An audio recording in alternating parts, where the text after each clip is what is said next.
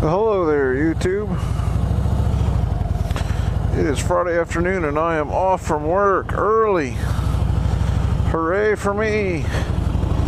That is the best news of the week, I'm telling you. I am off. It is gorgeous out. So my boss let me go home early. Actually, that's kind of not true. I actually needed to get out early today. So I am headed home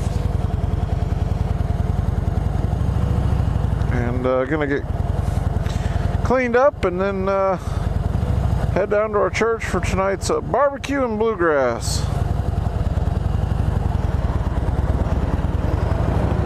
Kind of excited about it, to be honest.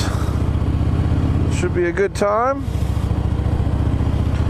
So just cruise on home here. Anyway, on my ride home today, I thought I'd chat a little bit about, interestingly, I've seen today a whole lot of speeding and not using turn signals and things of that nature. And so today I'm going to talk about that a little bit from the standpoint of a truck driver. And it's going to be kind of interesting because some people just don't understand that concept. I know. So I'm going to explain it a little bit. There is a thing on the side of your steering column. It's a little lever. And depending on which direction you push that will determine what that thing might do. For instance, if you push up on it, it will turn on a little blinker thing called a right turn signal. And what that does is it sends an electrical signal down to a little light bulb in the back of your car and the front of your car. And there's a little relay in there and it tells it to blink on and off, on and off, on and off. And in turn, that allows other people around you to know that you're turning. If you push down on that little lever that's on the steering wheel, it will turn on a left turn signal and inform you that you're turning left.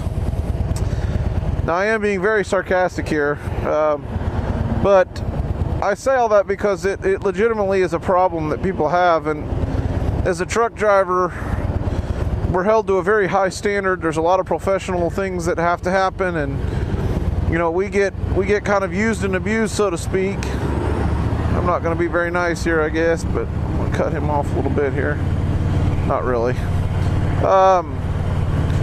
We get kind of mistreated at times. There's this expectation that, you know, because we're professionals, we're paid to drive, we should be above the law, so to speak, in the sense that we're not allowed to make any mistakes ever. And rightfully, I guess there is a point of that.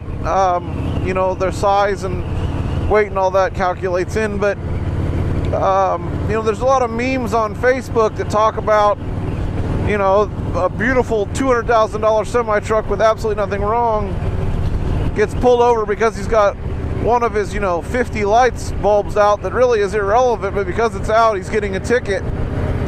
But then we get guys with their cars that they're just mangled and beat up and nothing works and the horns don't work and they spew oil and the brakes squeal and they're out of alignment and they're just falling apart and no lights work, and yet they just drive down the road like nothing's wrong. And I struggle with that because I feel like you know, there is such this expectation that everything, single thing on that truck works.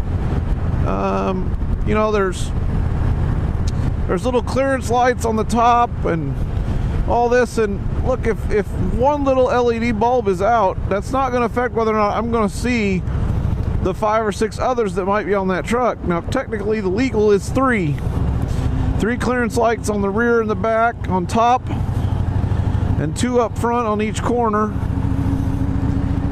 And you know, if one of those 3 in the back, let's say, is burned out, I'm still going to see the other 2. I'm still going to know there is a top to that truck. And so for me, these people that drive around with cars that are just beat up and tore up, and then they get away with everything, just really frustrates me.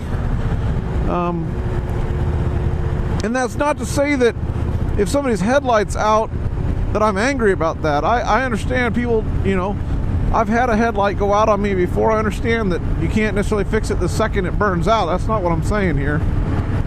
But when, you know, you have no brake lights, you have no turn signals, you have a front end that's smashed in and there's obviously no headlight on one side, and you got a bumper hanging off and you got mufflers dragging on the ground, and yet they don't get any tickets for that.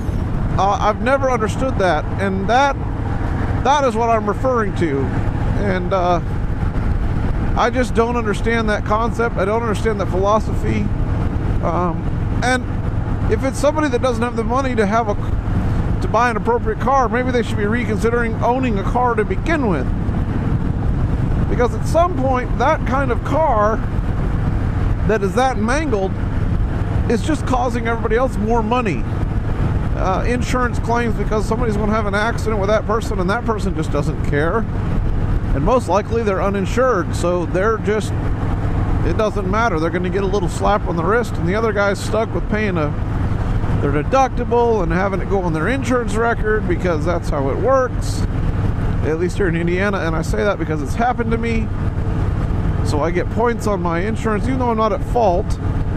I had a claim, and therefore, hence it doesn't necessarily fully affect my rate, but it does a little bit. So yeah, I just think that things like that just kind of, they just chat me a little bit, and I've been dealing with it a lot today at work.